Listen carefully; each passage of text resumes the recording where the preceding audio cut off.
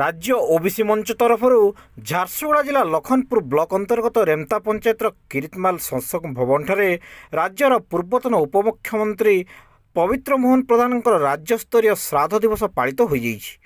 अवसरप्राप्त शिक्षक वासुदेव प्रधान सभापतित्व अनुष्ठित सभारे जिला कांग्रेस सभापति सुब्रत कुमार प्रधान मुख्य अतिथि भाव में जोग देइथिले।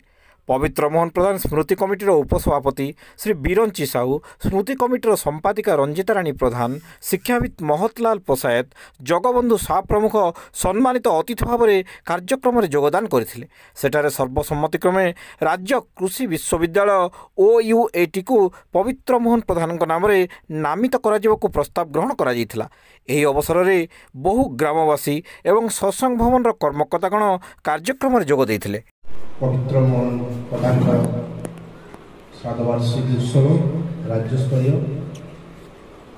मंचासन सभा सहस्थ कर वसुदेव आज्ञा, मंच में बसुवा प्रसाद आज्ञा, स्मृति कमिटीर उपसभापति बीरंची आज्ञा, संपादिका मैडम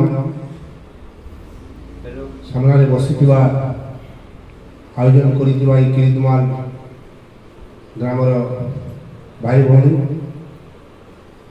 बंधुगण, निश्चित भाव में आज किरितमाल माटी धन्य।